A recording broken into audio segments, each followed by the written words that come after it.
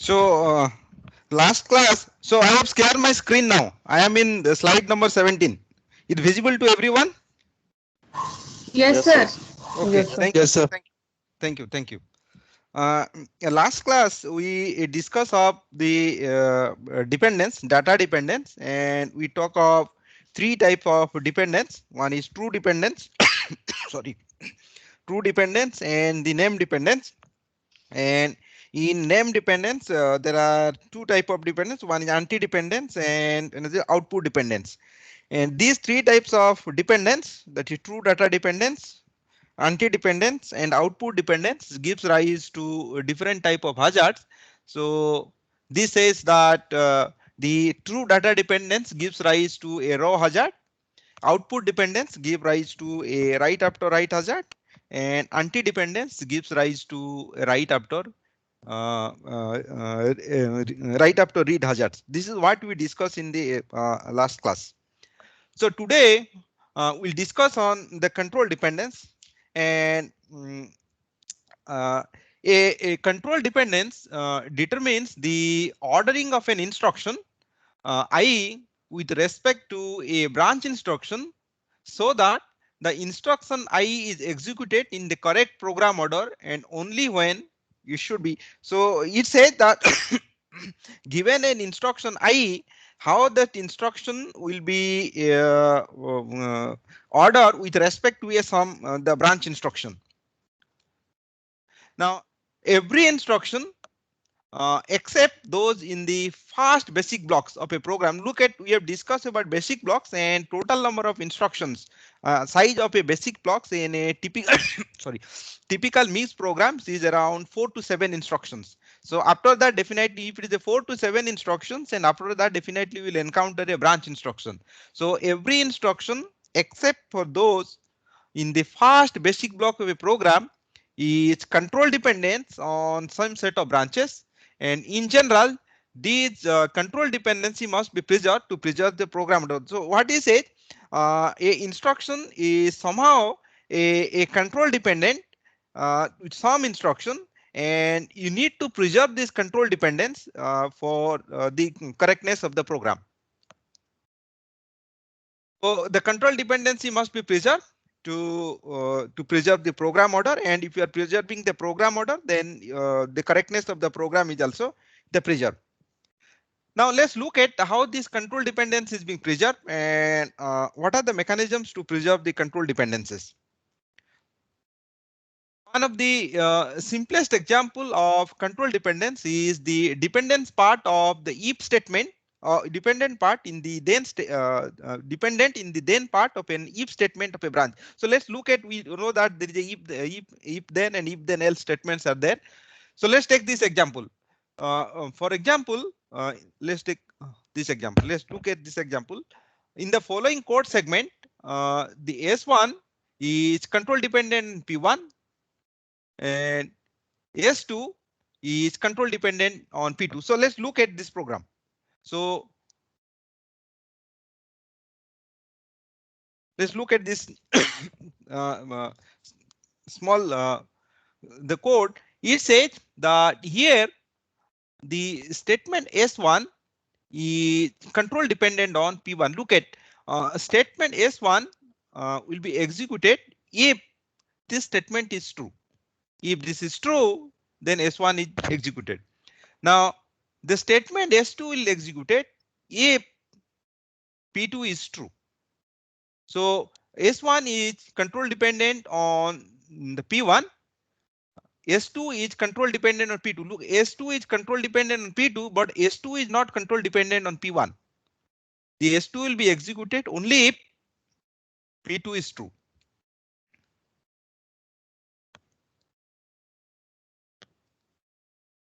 So there are two constraints. So we had a control dependence. So we have written a some program. If a statement is the control dependent on some other statement, then we must preserve this the control dependency. Then there are two constraints that are imposed by the so if a instruction is the control dependent, then there are two constraints that control dependency is going to impose. One, a instruction that is control dependent on a branch cannot be moved before the branch so that its execution is no longer control no longer controlled by the branch. So let's take this example. What he says now, he said in this the statement S1 is control dependent on P1. So if P1 is true, then the statement S1 is executed, and if P1 is false, then probably you are jumping to some instruction here after this if statement, and we do not know what this instruction is there in the after the if statement. So so if a statement S1 is control dependent on a branch statement, so this is my branch statement. If it is a branch statement, then it cannot be changed to like this. So look at S1 was previously at control dependent in a branch, so you cannot move out of the branch. So this is in this case, this has been transferred to this. So you cannot transfer this instruction to this, so that S1 is no longer the control dependent on the branches. So it's not possible. So if an instruction is control dependent, then you cannot move that instruction out of the branch so that it no more becomes the control dependent. So if you are making this type of transformation from this to this, the statement S1 is no longer control dependent on P1. So this is not permissible. Second, instruction, this is the opposite of what we have discussed. A instruction that is not control dependent a branch cannot be moved after after the branch so that its execution is controlled by the branch. So it says that let's take this statement. Let's take this one. This is a branch instructions, and I do not know how many what is there inside these the parentheses. But if you look at S1, S1 is not dependent on this branch instruction. So you cannot change this to this. That means in this case, in the previous case, S1 was not it's not dependent on the branch instruction. Now here, the S1 is becoming control dependent on the branch instruction. So what he said, if an instruction is a dependent on the branch instruction, then you cannot make that instruction free. That means you cannot execute that instructions without being controlled by the branch instruction. And if an instruction is not controlled by a branch instructions, then you cannot change the instruction so that it will be controlled by a branch instruction. So these are the two restrictions that that it imposes on the control dependencies. Now in a simple pipeline, the control dependence is preserved by the two properties.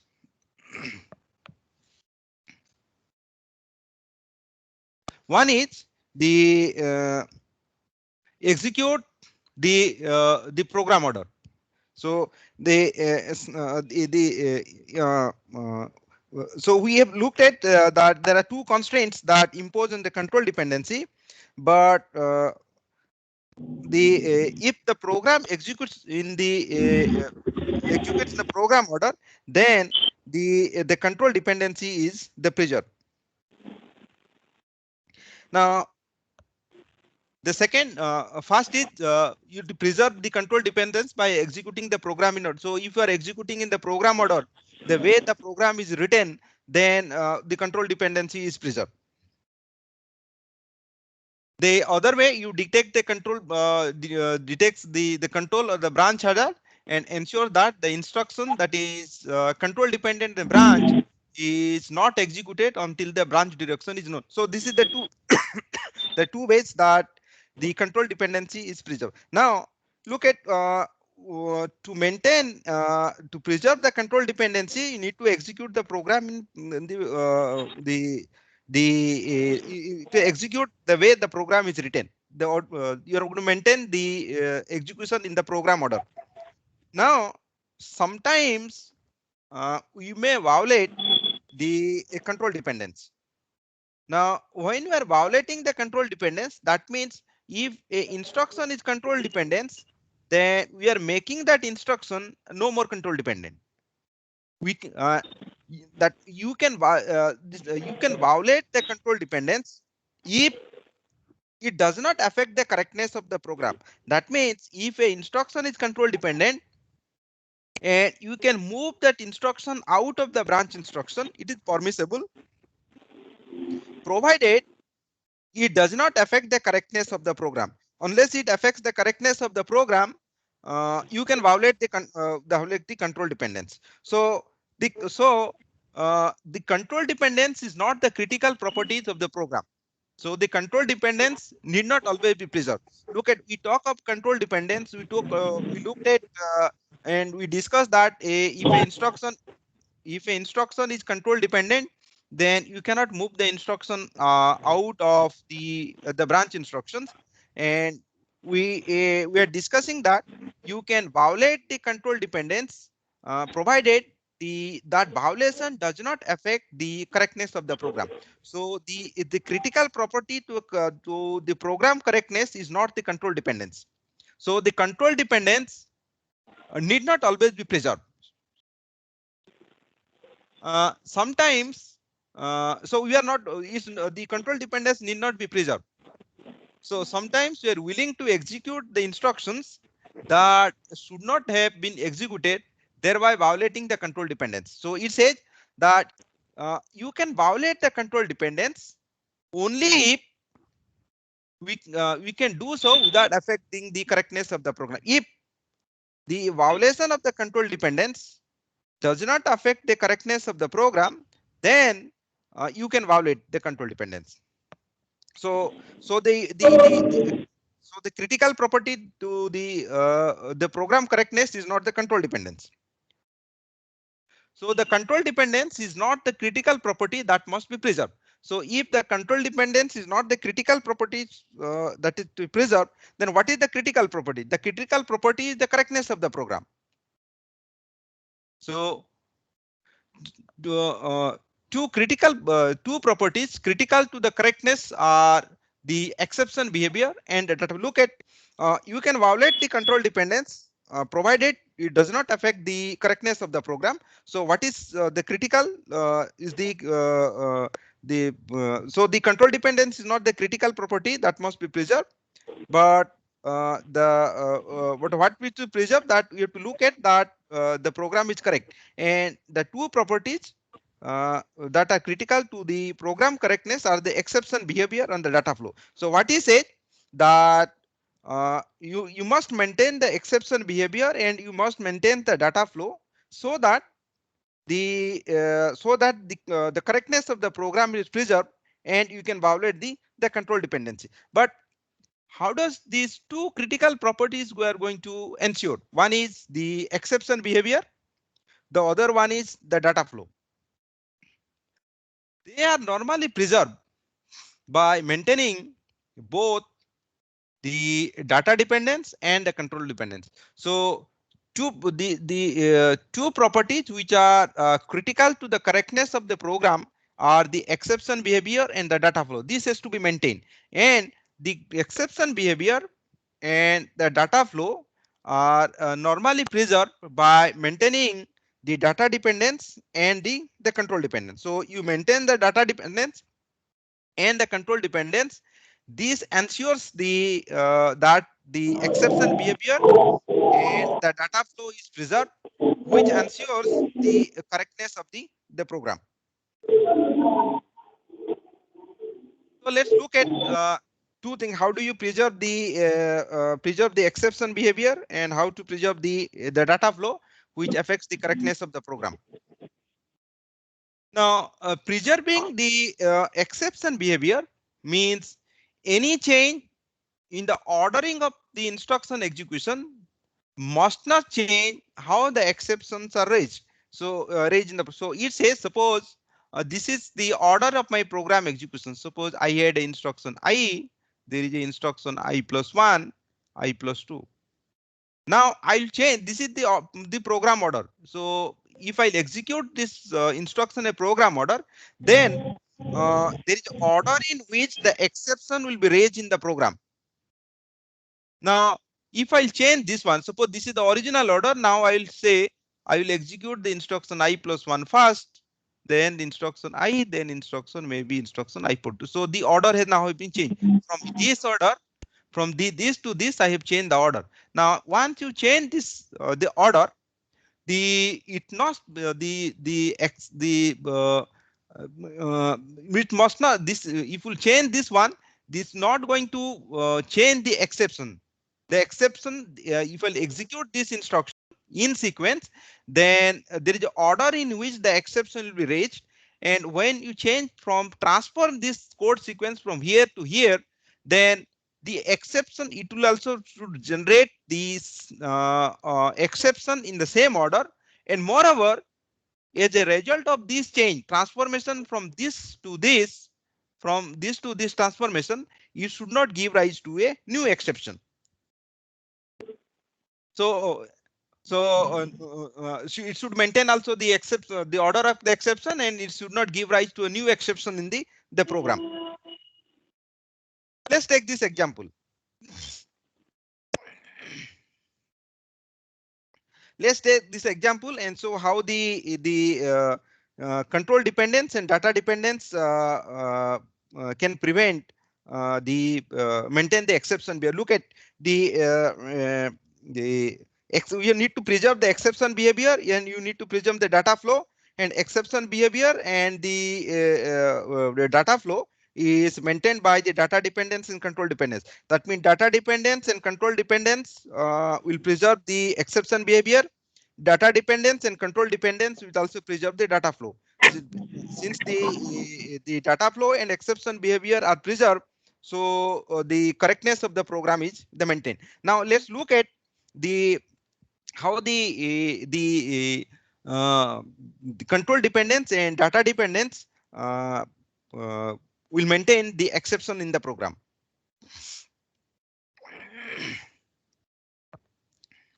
Now let's look at this instruction. In this, let's look at these three instructions. Then the branch instruction is data dependent on the add instruction. Look at these two instructions are data dependent. See, write to the register R1, it reads from the register R1 and checks for the equality, checks for comparing R2 to 0, and if it's R2 to 0, then you jump to L1. So that is data dependence. Now, data dependence between these two instructions. Now, now, suppose I want to change this one. Suppose I want to move the load instructions before the branch instruction. I want so the if you look at, I want to move the load instruction before the branch instructions. Then the data dependence does not prevent us to move the load instruction before the branch instruction. The branch is data dependent on the add instruction. Load is also data dependent on the add instruction. So the if you move the load instruction before the branch instruction, so the data dependence does not prevent the movement of the load instruction before the branch instruction. Now, so we have reordering this instruction now, but what it prevents the load instruction will only be executed only when the branch is going to take place. Now,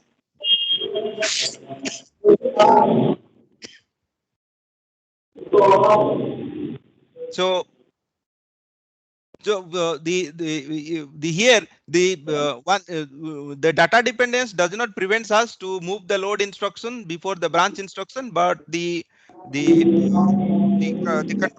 control dependence prevents the load instruction moving before the branch instruction. Now I will change this instruction now. This is my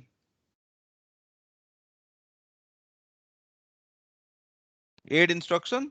I am changing this one to load instruction. This is branch equal to 0. So this one is here, this one is here. Now I have transferred this one. Now it is possible to reorder these instructions and still you are maintaining the data dependence.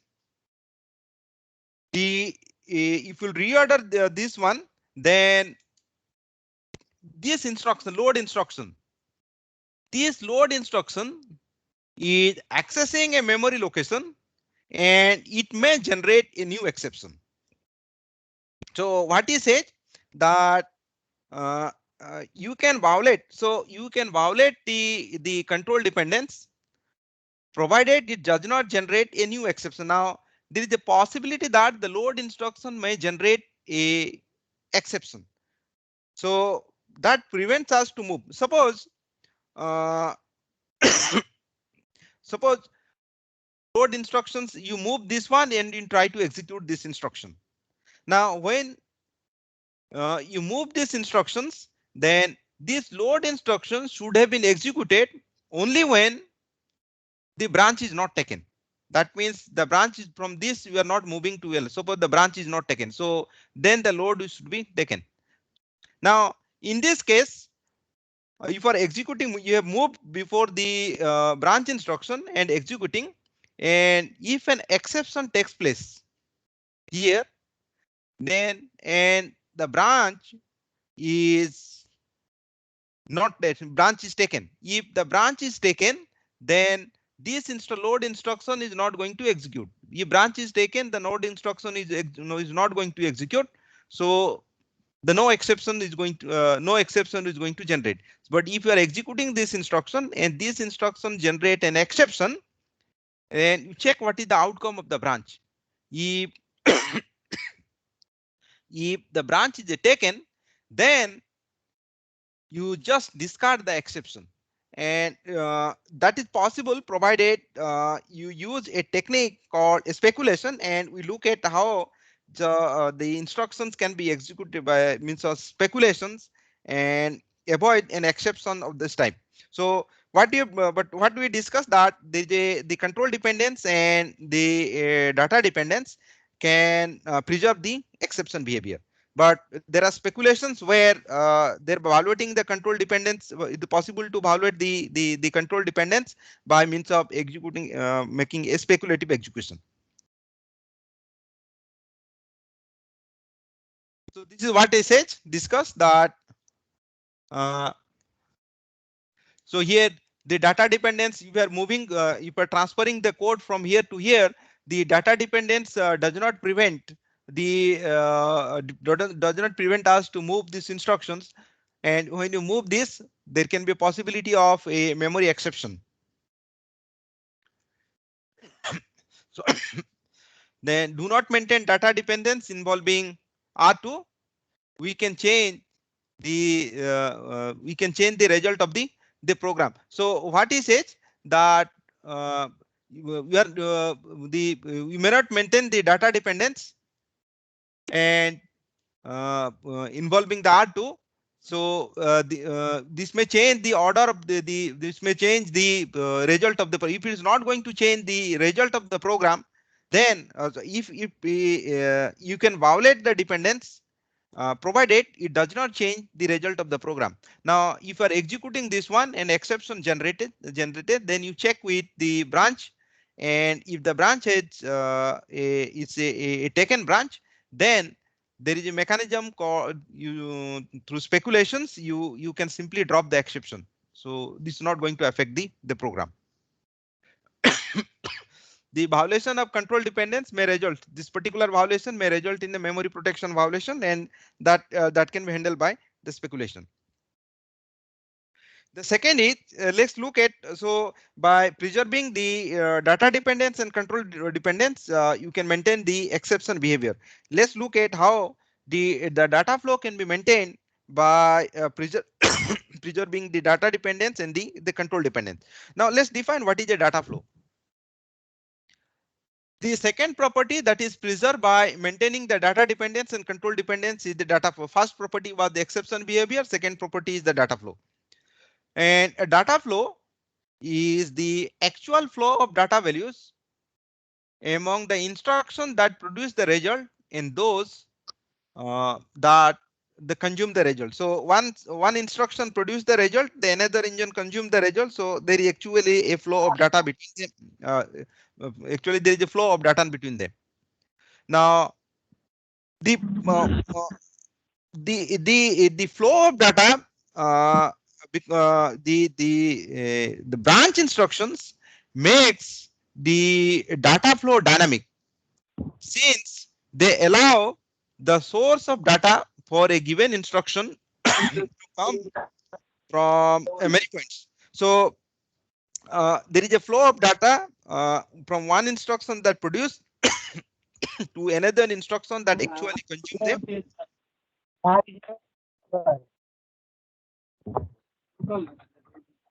So actually, I am not able to understand whether someone is asking the question or there is a background problem. There is a beginning. I am getting a disturbance. Can you turn up your microphone?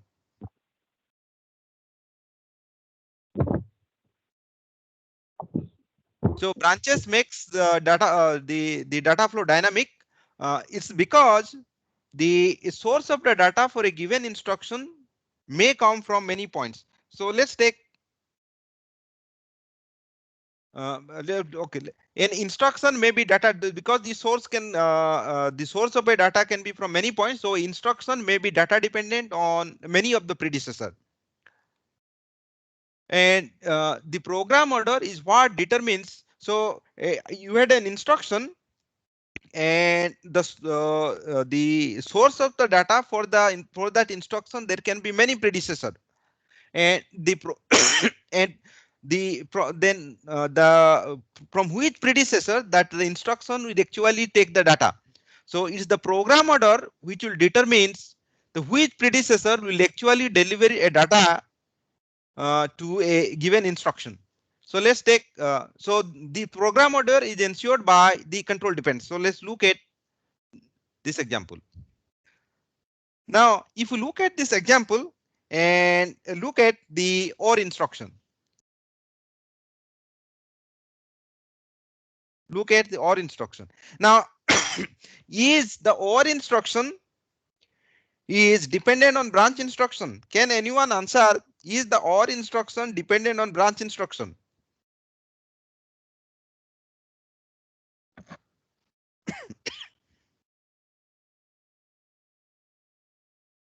Now, if you look at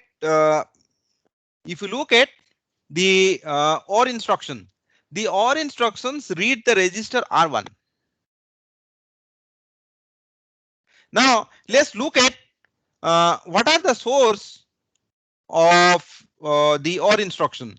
The subtract instruction write to the register R1. So subtract can be one of the source of R1. Add instruction also write to the register R1. So the add instruction can also be the source of the register R1. Now between this OR and between if you look at there are between this add and subtract instruction, there is also a branch instruction. Now if the branch is taken, so if the branch is taken, then you execute the OR instruction. That means you move from this to this. So you execute the OR instruction and the source of the register R1 is the add instruction. Now if the branch is not taken, so if the branch is not taken, you execute the subtract instruction. You execute the subtract instruction and the source of R1 in the OR instruction is the subtract instruction. So there are two different sources depending on whether the branch is taken or the branch is not taken. Now you look at the data dependency is preserved here. The data dependency preserved. The OR is data dependent on both the add and subtract instruction, and but preserving the order alone is not sufficient for the correct execution.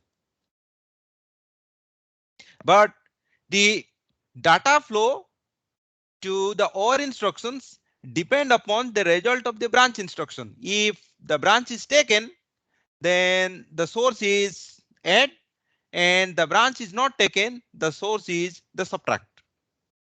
So the data flow is different. The data flow to OR instruction is from two different direction depending upon the outcome of the branch instruction.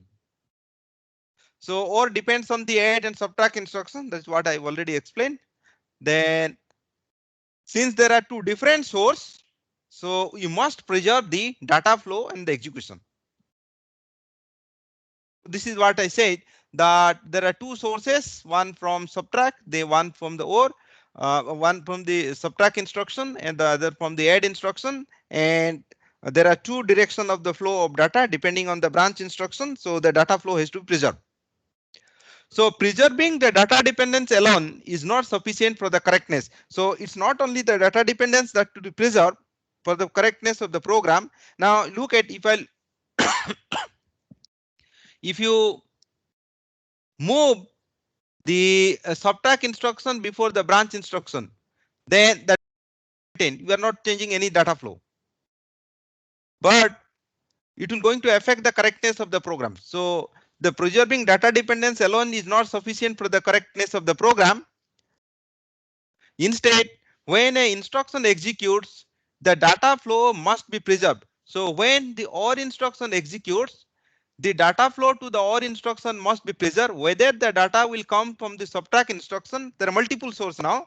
Whether the OR the R1 will come from the subtract instruction or the R1 will come from the add instruction. So the data flow that must be the preserved.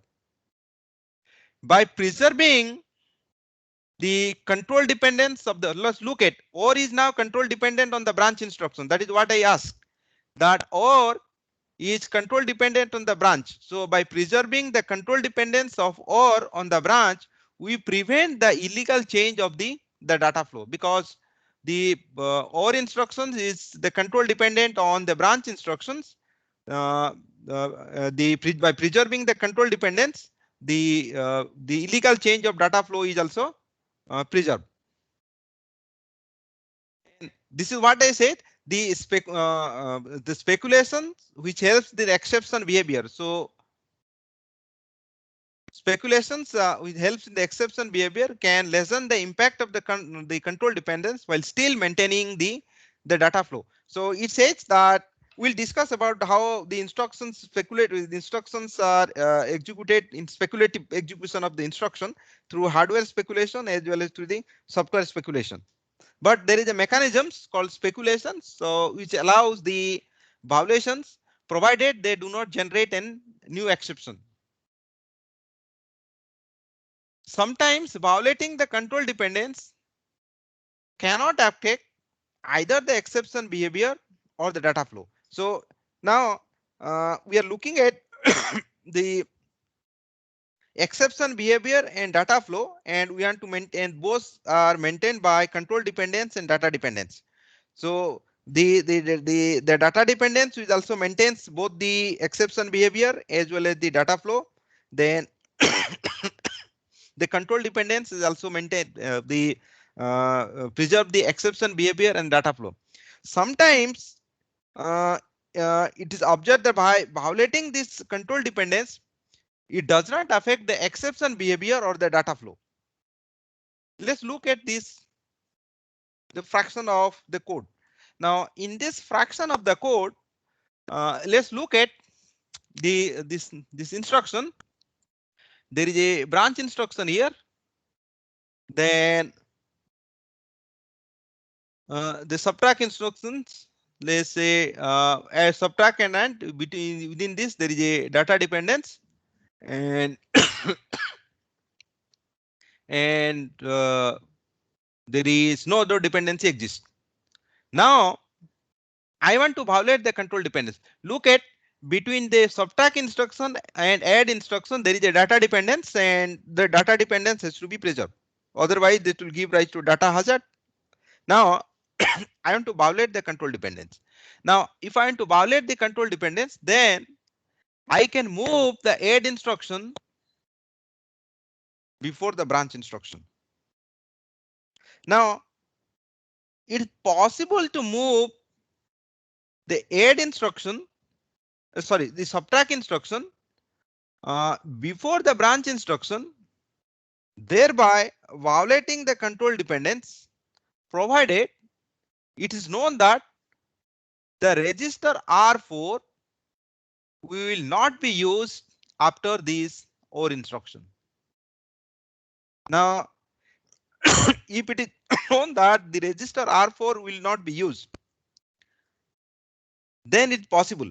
Then there is something called a liveness, that the property of whether a value will be used by an upcoming instruction is called liveness. Now, if it says that if a upcoming, so if any instructions which are not executed, if they are going to use a specific register, then we know that we call it liveness. Now, if a register is called a dead, if R4 is in use on use, then we can call the R4 is a dead.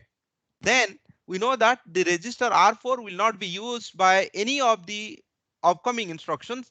Then it's possible to move the subtract instruction before the branch instruction. So it is possible to move only when it knows that the register R4 will not be used. So when it will be executed, the subtract instruction will be executed here, and we know that if the no instructions after the OR instruction, suppose the branches to here, branch takes place, that means it's from here it will jump to this the SN. Then from here it start executing and knows that the register R4 will not be used, so register 4 is a dead. So it's possible to execute this instruction.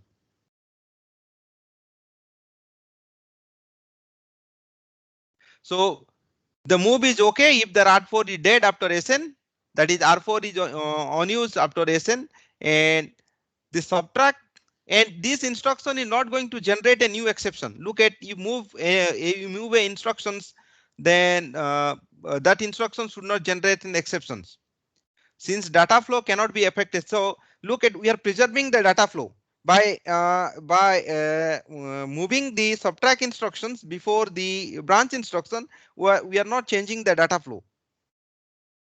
And this, so we are moving the code. So this mechanism is code scheduling, and this code scheduling is sometimes called speculations, and this is done by means of, if this is done by means of a software, that is the compiler does it, we call it a software speculation. So this is what I have already explained. So let me skip this one. Hello, sir. Yes, yes. Hello. Sir, Yes, can you please repeat when a register? Yes, sir. Sir, can you please repeat when a register is called dead or live? Yeah. So this was the same same program that way. So let's look at. Let me move this instruction before the subtract instruction. Okay. So you compute the value of register R1 here. So R1 is computed. Now look at the value of R1. Suppose you jump here. The value of R1 is used. That means it is computed here. Then the upcoming instructions are going to use the value of R1. So here the R1 is live. If a register is used by an upcoming instructions, then we call it the live. Now let's look at this instruction. I am moving this instruction here. It does not generate, and assume that it's not going to generate an exception. It moves the value of R1, and I know that if I execute this one, then it may execute, the branch may take place, the branch may not take place. Suppose the branch take place, if the branch take place to here, and I have moved a instruction which is dependent on a branch instruction and out of the branch instruction. This has moved out of the branch instruction. And these instructions should have been executed only when the branch is not taking place. Suppose the branch is not taking place, then these two instruction is going to execute. This instruction will execute. After that, it will go to this or instruction will execute. Now, if the branch is not taking place, then these two instruction is going to execute. And if the branch is going to take place, then these two instruction is not going to execute. The next instruction that will be executed is the OR instruction. But what we have done, we have moved a subtract instruction which was dependent on the branch instruction before the branch instruction. So it is no more controlled by the branch instruction. So because it is no more controlled by the branch instruction, if the branch is not taken, then it's fine. But if the branch is taken, that means these instructions should not execute. That means the value of R4, which is computed here, if that value will not be used by any of this instruction following the OR instruction. I do not know how many instructions are there after the OR instruction, but none of this upcoming instruction after the OR instruction is not going to use the value of R4. Then we'd say the R4 is dead. And if the R4 is dead, then only it's possible to skip. Otherwise, it's not possible to skip. So the compiler can find out while scheduling the code, and it can move that instruction. So such if it is done by means of compiler, we call it a software scheduling. It's correct now. Yes, sir. Yes, sir. I got it, sir. Thank you, sir. So the control dependence is preserved by implementing the control hazard detection. So if you had a control dependence, so you then you detect an hazard and you stall the pipeline. Then control stall can be eliminated or reduced by a variety of hardware and software techniques. There are many techniques are there called delayed branch. All these techniques we'll discuss in more detail in this control dependence. Now let's look at some of the dependence. How can eliminate the dependency? So how do you eliminate you cannot eliminate the data dependence. It's not possible, because a data dependence is going to generate a raw hazard, and data dependence are called also true dependence. And if there is a data dependence, there is a possibility of a read after write hazard. So it's not possible to eliminate the dependence, but by means of data forwarding, you can minimize the impact of this data dependence. Then let's look at the name dependence. Now, what happens in a name dependence? In case of a name dependence, there is a dependency that exists only because of the use of two same register or the memory location. And if you can rename the register or the memory location, then you can eliminate the name dependency. So let's look at these instructions. Let's look at this instruction and let's look at the dependency and what type of dependencies exist. Let's look at instruction 2.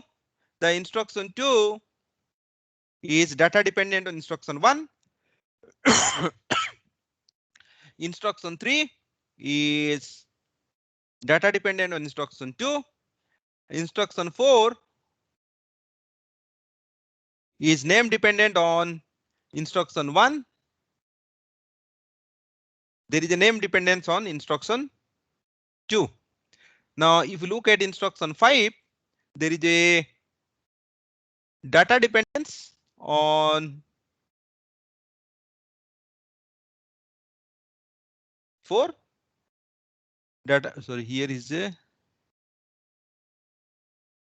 instruction 6. The data dependence on instruction 4. So there is a data dependence here. Instruction 4. Let's look at this is F6. This is F6. So there is a name dependence between 2 and the 5. Let's look at this is F6. This is F6. So this is called output dependence. Look at here is F6. Here is F6. This is our output dependence. Here is F6. Here is F6. This is our the anti-dependence. So anti-dependence and the output dependence both are name dependence. Look at these instructions. There is a data dependence. And let's look at this instruction. this write to the register R1 and this reads from the register R1. So there is a data dependence. Now we cannot eliminate the data dependence, but we can eliminate the name dependence. Now, if I can eliminate the name dependence and I can schedule the code, I can schedule the code in different way and I can execute it. So let's look at uh, how can you eliminate. Now, let's look at F4. Instead of F4, I can use some other name, right? So let's look at I have here it was earlier here the load instruction it was F4. So I am it is here it is being changed to F9. So now it is F9. Now if it is F9, look at this F4 and F4 there is a data dependence between load and instruction 4 and instruction 5. Load and add there is a data dependence. The data dependence has to be preserved. So if this register become F9, so this register should also become F9. So data dependence is preserved. So let's look at here is F9, here is F9. So data dependence is preserved. Now there is a F6 and there is a F6 here, there is a F6 here. Now between this there is a name dependency. This is to this instruction 2, instruction 5 with output dependence, and instruction 3, instruction 5 with a name dependence. So let's change this register from F9, so from F6 to F11. So if it is to be F11, now look at there is a data dependence between instruction 5 and 6. This data dependence is to preserve. So if I'll change this with F11, then this also I have to change to F11. So that data dependency is preserved. So let's look at here it is F11, so F11. Now there are all data dependence, all data dependency preserved. Now let's look at in this there is no name dependence. So this was the first loop. This was the second type of loop, and this was the loop overhead. And if you look at here, there is no name dependence. The name dependence is eliminated. So let's look at the control dependence. Now, so let's look at the control dependence. Let's look at this instruction 6. So this is a loop. And this instruction 5, the 6, 7, 8, 9, 10 all will be executed only when this loop is not going to take place. If the loop is not going to take place, then this will execute it. So it's written that instruction 6, 7, 8, 9, 10 or are control dependent on instruction 5.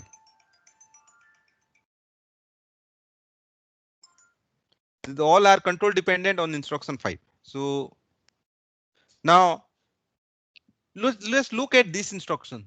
Branch, this and this both are same.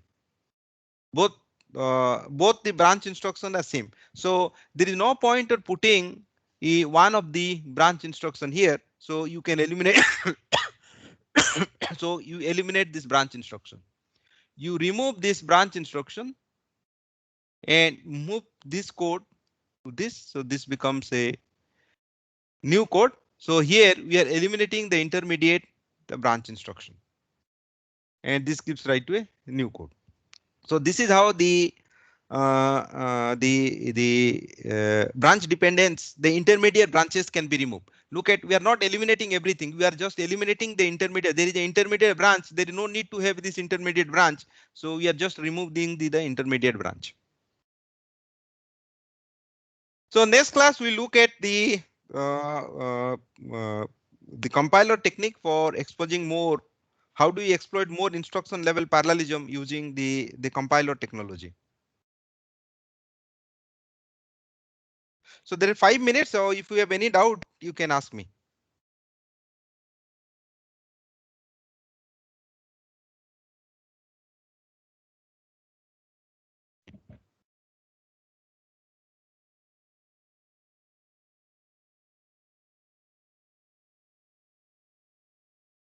So if you have no doubt, then you Hello, can. Yeah, sir. yeah. Yes, yes, yes. Uh, in this slide, in line number 5 and in line number 10, there are two branch equations. So, sir, shouldn't it work as a nested loop? And how can we remove the intermediate branch instructions? If you look at this,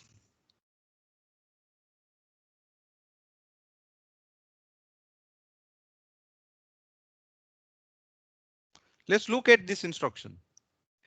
It is load instruction, add instruction, store instruction, subtract immediate, branch. Let's look at 5 instruction. Let's look at the next instruction. This is also a load instruction doing the same operation F4013, F4013. This is add instruction F6, F4, F2, F6, F4, F2. This is the store instruction 0R3, F6, 0R3, F6. Subtract immediate R1, R1, R1, 8. R1 is R1 minus 8 and branch R1 to L5. This is also going to this also going to this. That means this body and this body are exactly same. So there is no point of having this is a branch instruction here. So you remove this one. Anyway, if it enter here, it will execute a loop. So you remove this one, Yes, sir. execute this one.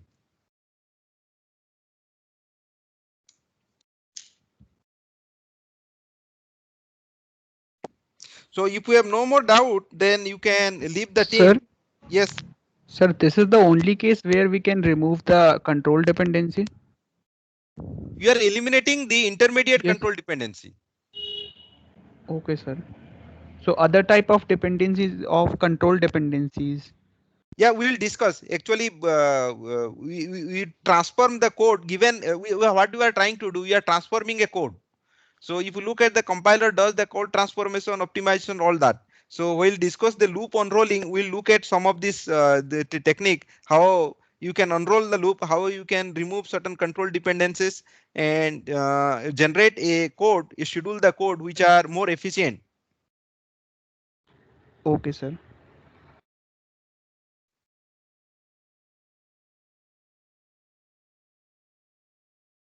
So you can leave that you can leave the team and join for the next class.